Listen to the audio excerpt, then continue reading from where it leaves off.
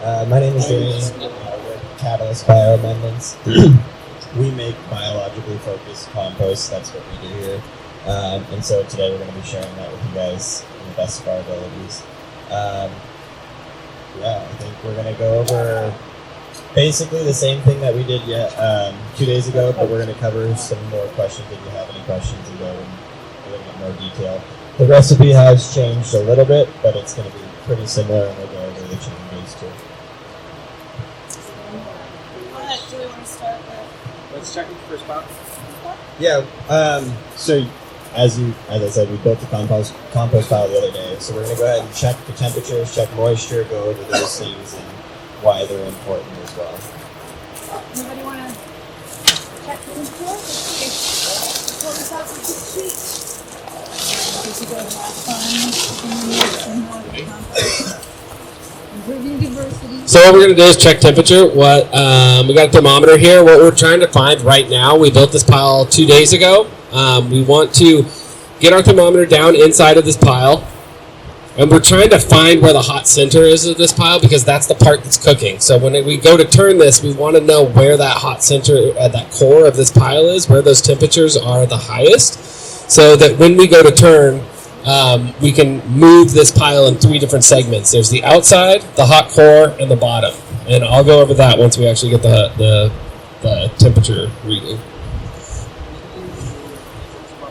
And so you stuck it in there. It's sitting right now at 100, so what we want to do now is start backing it off. And let's see, the temperature drop a little bit. I'll go back a little bit more.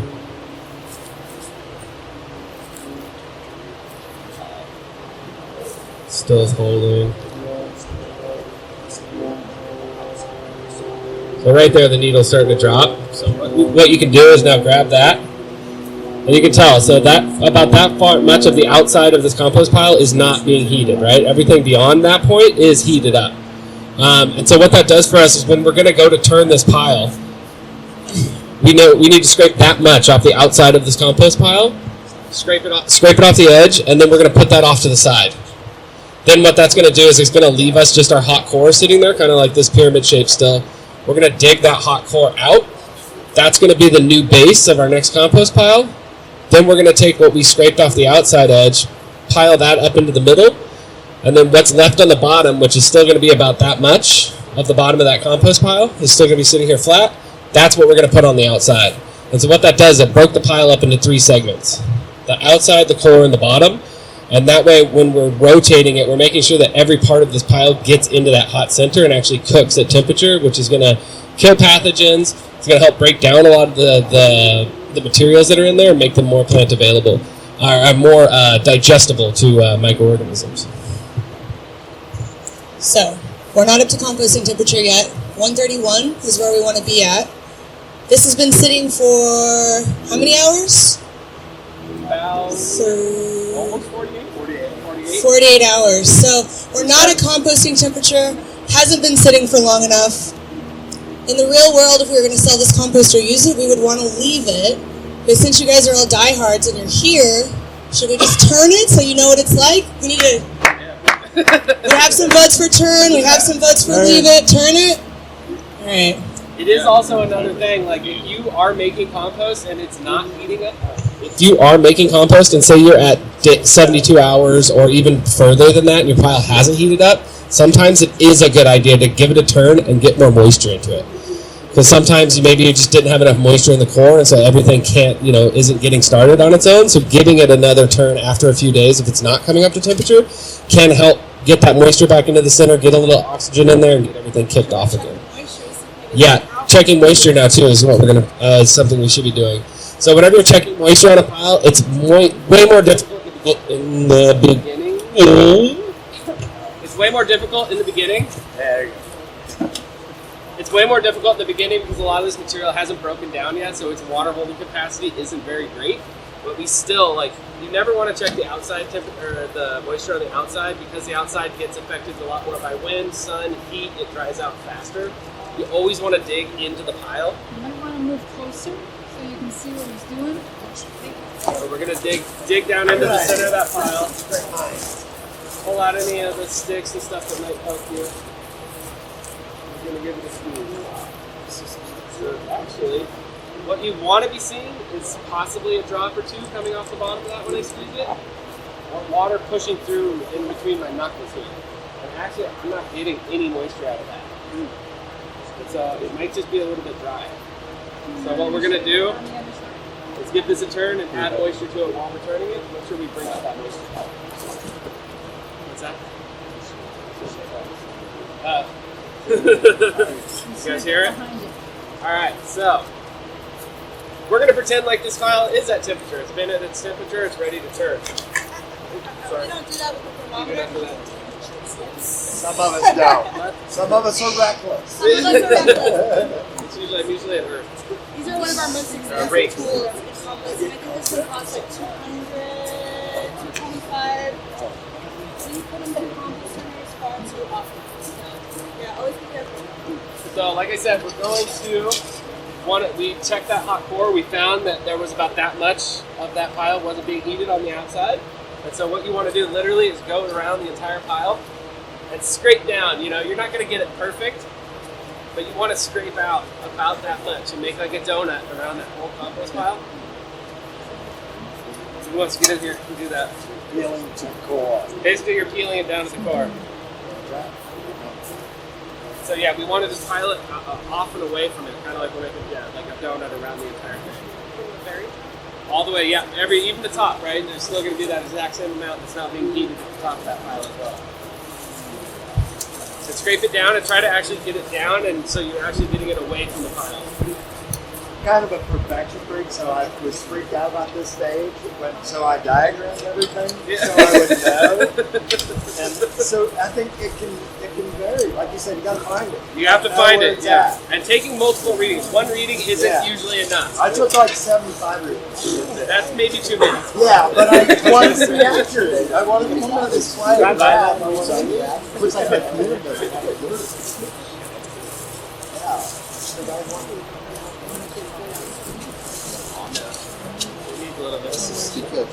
You can feel it's actually a little bit warmer there on the inside if you put your hand on it. That is fresh manure too, so remember to wash your hands before eating.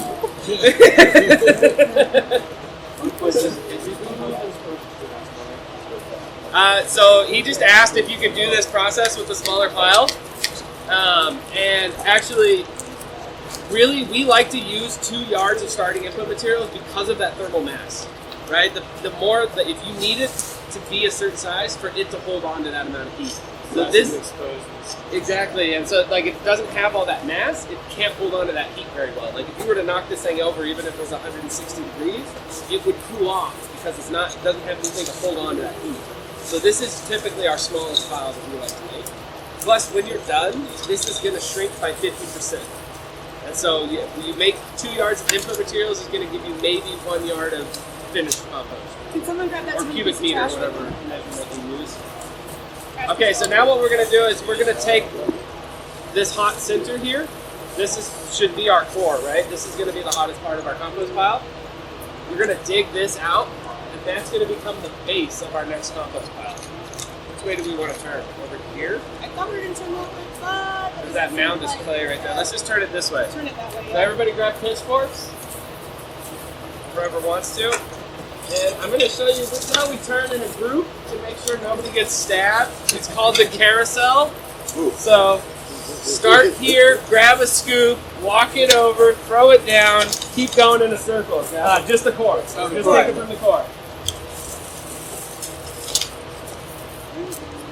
So everyone just keep walking in a circle. We're going to start it right there. I'm just going to get rid of this because we don't need this. A lot of times they're singing in Preferred, right?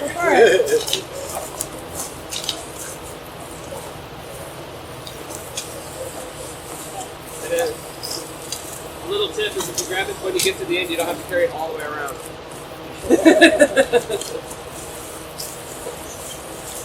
Brian got wise on that.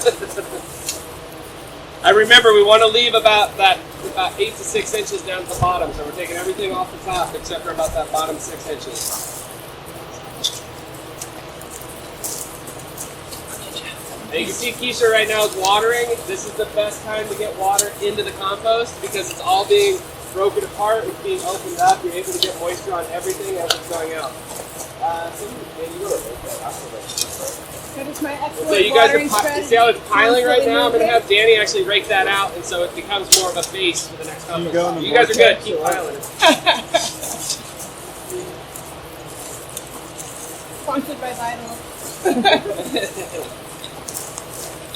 Could have brought a wand. Yeah, what are you doing? Shit, I think we're still Next year, there's always next year. We could be the wand sponsor. The one guy. Yeah, he's Vital. That one guy. That one guy.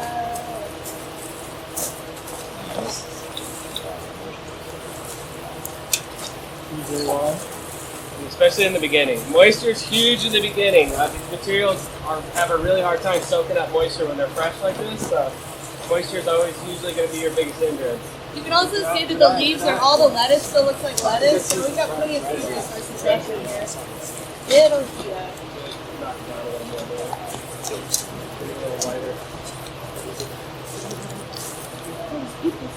Was a knife? It was plastic. Yeah. You could use it as a knife. It looks like we're probably getting pretty close to all that flour being out of there. Probably a little bit more to go. We're not trying to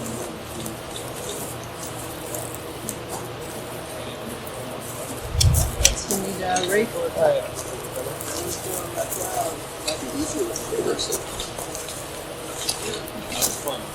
No, it's cool. It's Bro, it's camera two. slow. There you go.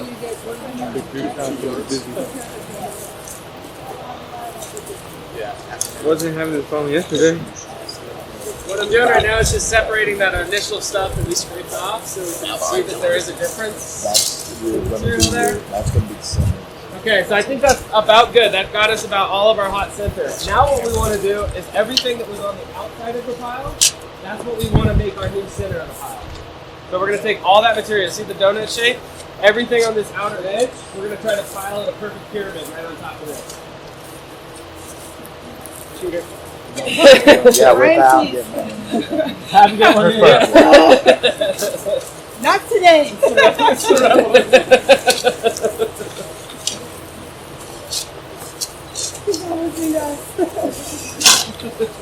The worst student.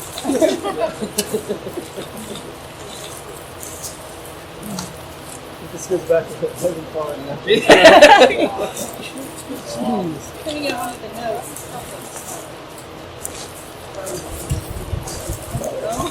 It's gonna be amazing, B-roll.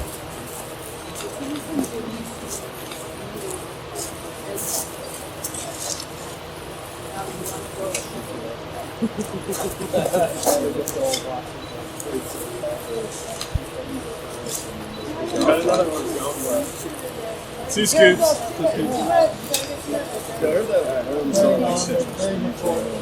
Yeah. So you just ask, worms don't like citrus. Yes, they don't like citrus, but you know, it's just like with anything in moderation. You're not going to kill them all with one orange, but you know, by dumping tons and tons of citrus into like a worm bin, yeah, you can end up making them leave because they don't want anything to do with it. You're a citrus farmer, you got to get some other material. 1% of what you had.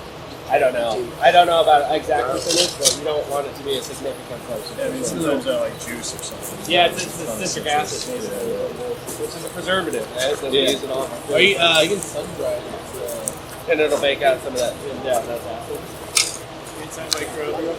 Yeah, antimicrobial.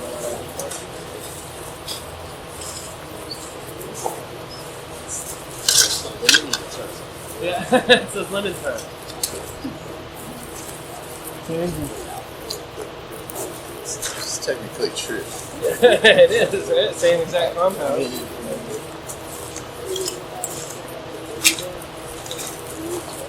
So yeah, then once we get that outside donut all done, then we're gonna just take the rest of it and throw it on top, and that's gonna, so everything on the outside is our new core.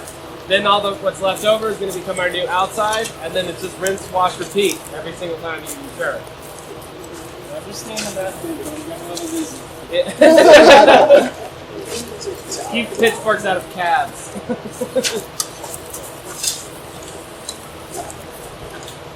Force that. All right, that looks like it. I think we can start piling the whole thing there, guys.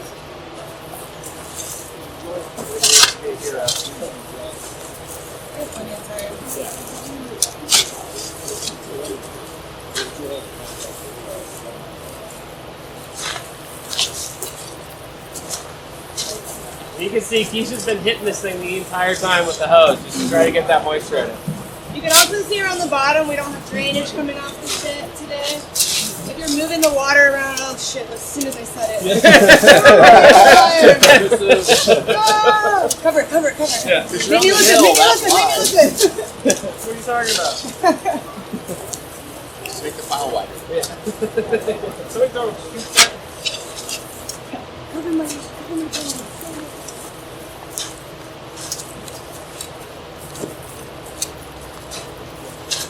Always go to be tall. Yeah, right now what we're gonna because now what we want to do is basically make an entire encapsulation. Yeah, of we the like to entire keep. unit. Cool. Peak helps funnel the temperature. Yeah, we want it kind of like a pyramid shape, or like a cylinder. So yeah.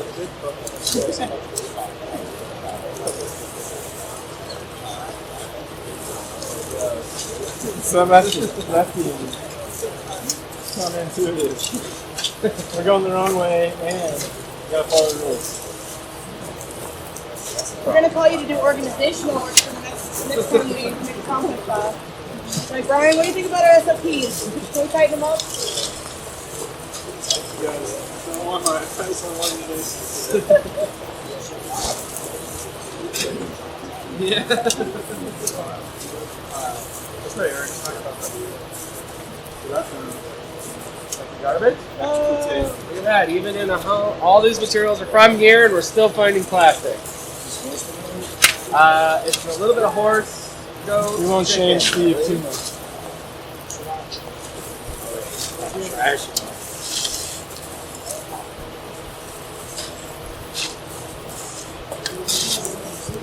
And again, yeah, the reason why we like to pile it in that cone shape is it gives it the most thermal mass to the interior.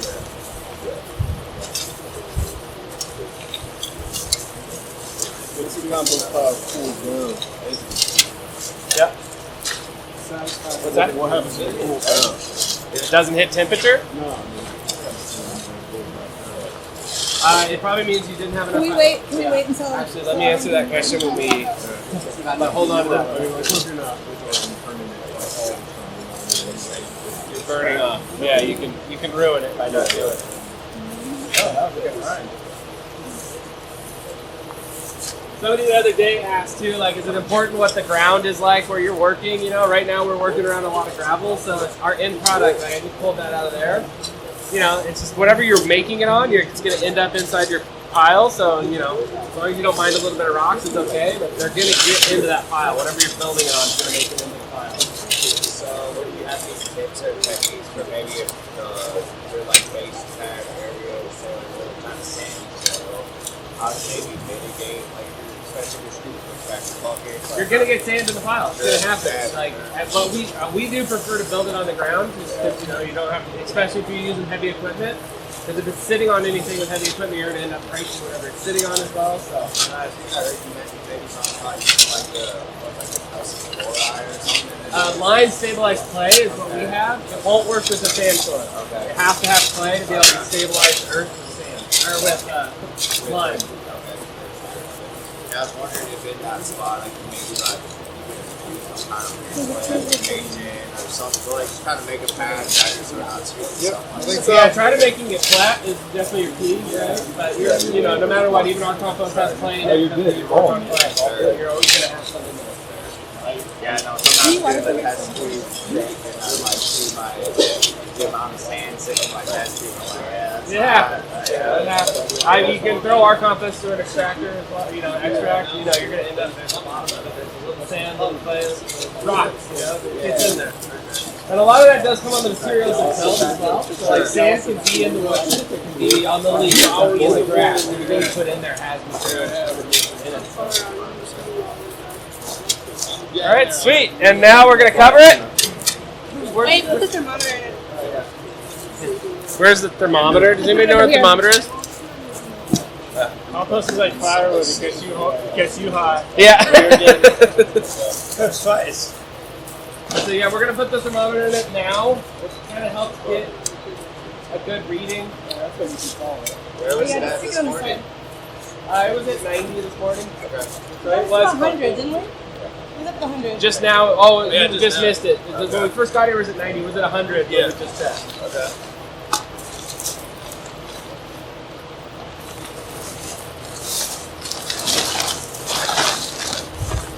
Always cover your compost.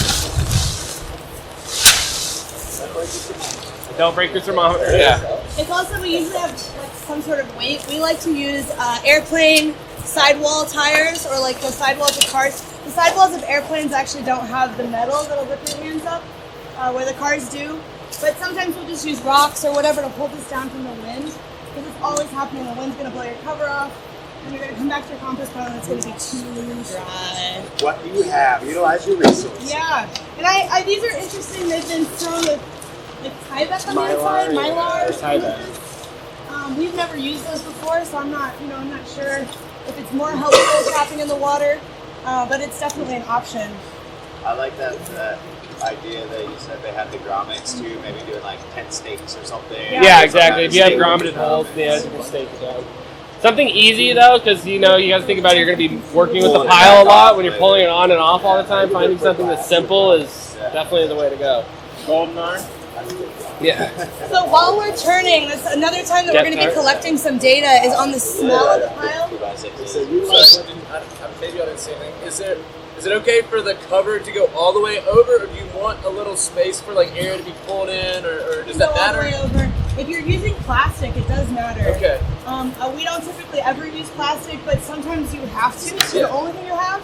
So you want to make sure something's giving airspace at the head, and then at the bottom there's a little bit for it to come up. That's right. But when you're using fabric, the air's going to flow through it. Okay. And so, I mean, I'll even go to if you sign up for like the Joann's fabric.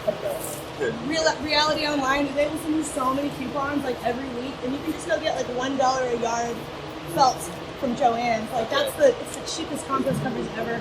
Once you get over 100 yards or so, it just isn't practical. You need a massive special cover, but even an old bed sheet's gonna work just fine.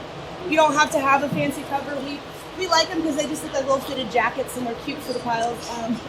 But yeah, we literally like if you're doing small hand turn piles like this. Preferably. Yeah. If you're doing small hand turn piles like this, go to the thrift store and buy cotton sheets. It's the same thing. They're a nice, good cover. They help trap some moisture, but super breathable.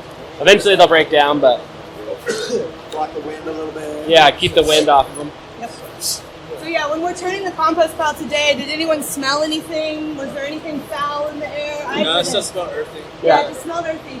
That's how it should smell. Sometimes you're going to get a little bit of a sweet smell. It's not foul. It's not going to make you like want to puke.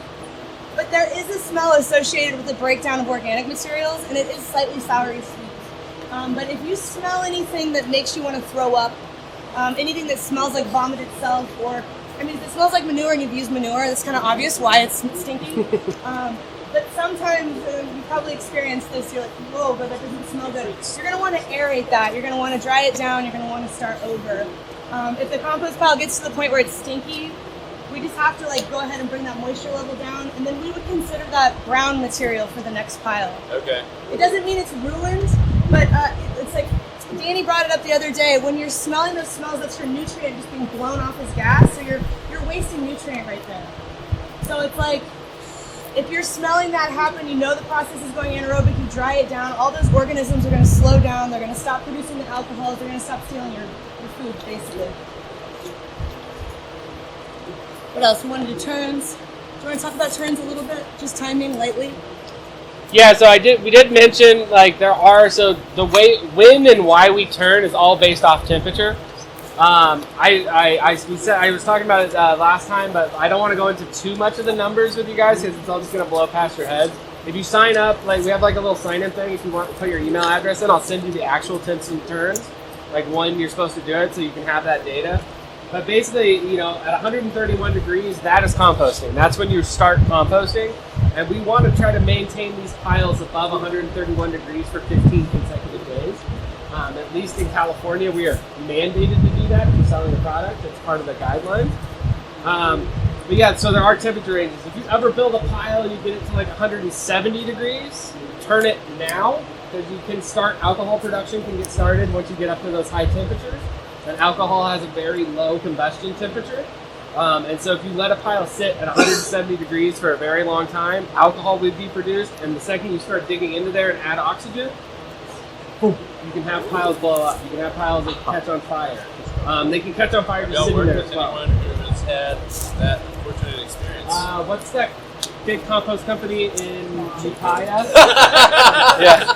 Well, when I started composting, the idea was to just throw all the organic matter in a big pile, cover it with a tarp, let it rip. And yeah, you catch fire. Okay. Because the organisms go so fast, they're turning it anaerobic, and they're making wonderful anaerobic gases that the least spark is going to set alight. So don't repeat. That's why you're all Have you seen here. that in action? Have you seen the fire in action? Oh, yeah. Yeah? I've seen hay bale fires. What's the compost lot in Ukiah? The compost company in Ukiah? Something Creek.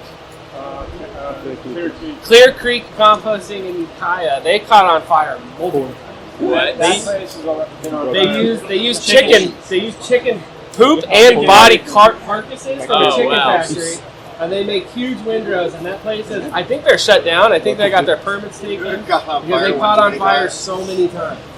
Wow. Just because chicken scratch. What is chicken? What Does is that mean meat? whoever's checking, or is it just you think it's just accelerating so fast and spiking? So what is meat? What is blood? What is that? That's our high nitrogen, high energy food resources, and so they can drive piles anaerobic really quickly. Between that and the chicken shit. Yeah, and then plus manure and everything. So they were just going way too heavy on the high nitrogen. Pouring gasoline on the fire. Yeah. And when you're making a pile that goes boom, has a lot of bad smell, that's not compost that you're making.